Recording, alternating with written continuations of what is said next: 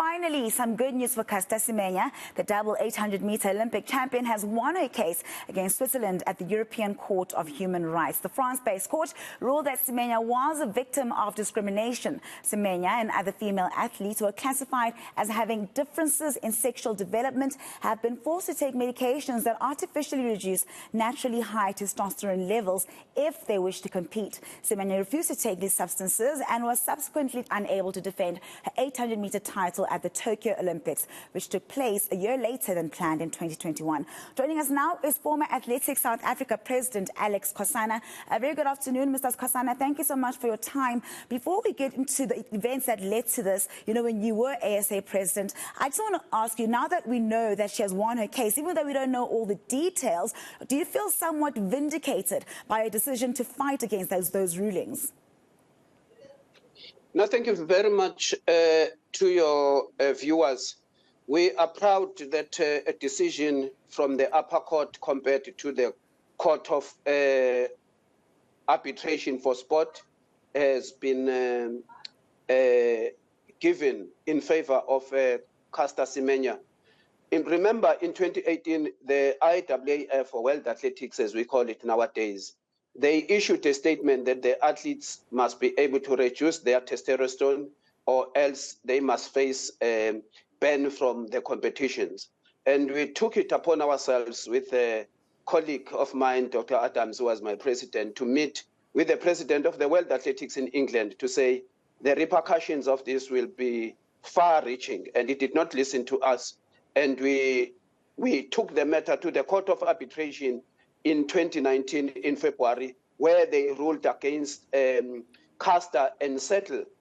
It was clear that it was the white Europeans, two white Europeans versus a Canadian black judge who said, yes, this is wrong. And the other two said it was right. And we said it is not the end of it. We said we'll take the matter to the European Court of Human Rights. We did not even know where it is located, and we had to look for it. And 2020 came, COVID 2021 and all that. But here is it today. The court has ruled in favor of Caster to return to athletics, to say that Caster was discriminated and other girls.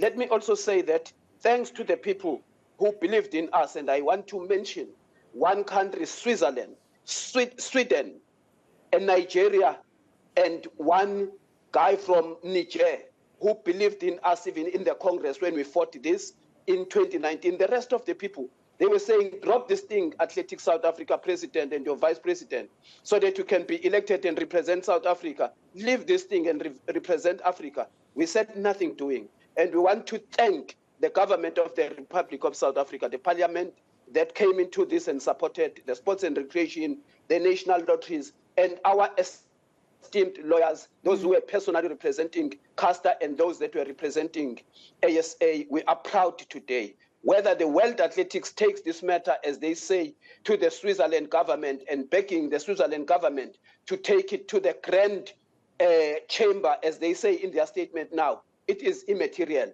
It is a victory for Caster. It is a victory for all those black athletes whose talent were destroyed by the racist and discriminatory federation of the world, supported by the white judges of Europe. Mr. Skhosana, we still need a little bit more information on what exactly this ruling means. We haven't yet heard from Semenya's lawyer, but what is your take on it? What do you make of this ruling? And also, have you had a chance to speak to Caster? What frame of mind do you think she might be in after this ruling? I have not spoken to Caster. I've managed to get one of our lawyers, and I did not get the other lawyer. But it is simple for me. I'm not a lawyer. It simply means that Caster was stopped by the ruling at CAS, the Court of Arbitration for Sport, that she must not be able to continue to participate. Now the ruling today says Caster was discriminated and she must be reinstated. It means that Caster must be able to go to the track and continue to run the distances that she is interested to run in up until that appeal where the Grand Chamber will be able to decide. But for now, Caster is a free person, according to me, as a layman. But you can be able to call the experts in law. so that they can be able to interpret this much better than me, who is emotional and who is interested as an athletics person. But we want to say congratulations to the lawyers who defended this matter on our behalf. And Africa should never be taken lightly again by anybody in the world. Yeah, you've mentioned, your ideas of the experience that you had back then, that, you do feel like there must have been an element of prejudice or racism. So I just want to go back to that time. What was the IAAF saying? How did they justify making these decisions? Well, the lawyers were representing the World Athletics. The matter was between CASTA, ASA, and the World Athletics. So World Athletics was opposed to us, was opposed to CASTA. Even their statement today is still opposed. And they brought in their lawyers, the QC, the Queen's Counsel from England and other parts of the world to defend the World Athletics. And the president believed in fairness, and he believed that CASTA and other girls are not girls enough. They are too strong. They must reduce their testosterone. They must take medicine, whether they get sick or not, and all that. I just want to, to ask you, during that time when all this was happening, CASTA was very closed off. We didn't really have much access to her when all these battles were taking place, understandably. What was the kind of mind frame was she in back then? Because we didn't really get access to her because I think she was so busy focusing on this trial. You spent a lot of time with her. How much strength and mental strength does she need to get through this? Well, CASTA is a double Olympic champion, is a double world champion, and she is very strong mentally. All these things, I don't think that killed her spirit. And she can return tomorrow and be able to continue to do what she has done. Because she did not win these competitions because of the high testosterone. She won these competitions because of the hard training day in and day out in order to be on top of the world.